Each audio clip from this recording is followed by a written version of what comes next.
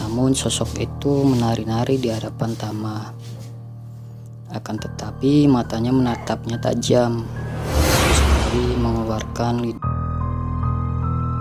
Oke sahabat story misteri, sebelum lanjut ke ceritanya, tolong bantu channel ini untuk maju ya, dengan cara subscribe, like, dan share ya. Terima kasih.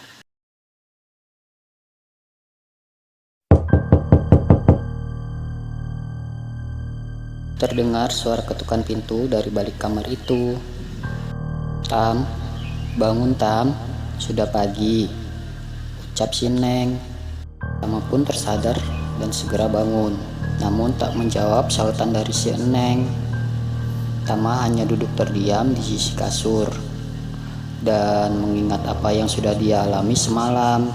"Bangun Tam, ayo kita sarapan dulu," kata si Neng. "Iya, nanti aku keluar, aku mandi dulu," ucap si Tama. "Ya udah, aku tunggu di ruang makan," sahut si Eneng. Selang beberapa waktu, Tama pun keluar kamar dan menghampiri si Eneng yang dari tadi duduk di meja makan menunggu Tama. "Teteh sudah berangkat kerja," ucap si Tama. "Iya, Teteh sudah berangkat bareng suami dan anak-anaknya. Sini sarapan," sahut si Eneng. Dan Tama pun memulai aktivitas paginya tanpa bercerita apa yang dia alami semalam kepada si Eneng. Singkat cerita, malam kedua pun tiba. Setelah seharian berkeliling kota tersebut, mereka berdua merasa sangat lelah dan memutuskan untuk makan malam lalu beristirahat. Beberapa jam kemudian, suasana rumah pun mendadak sepi dan hening. Tama pun memasuki kamar kembali untuk istirahat. Karena besok harus pulang lagi ke ibu kota, dengan rasa sedikit takut atas kejadian malam itu, Tama pun memberanikan diri untuk istirahat di kamar itu lagi. Awalnya semua baik-baik saja. Namun jam 1 malam, Tama terbangun ingin ke kamar kecil. Akan tetapi dia mendengar sayup-sayup suara orang yang sedang beraktivitas di dapur. "Ini kan tengah malam, siapa yang masak ya?" ucap Tama dalam hati. Sambil berpikir, "Oh, mungkin si Eneng atau Tetewati," lanjut ucap Tama dalam hatinya. Suara itu semakin jelas seperti orang yang sedang memasak. Dengan rasa takut dan penasarannya, Tama pun memberanikan dirinya untuk melihat siapa yang masak tengah malam gini.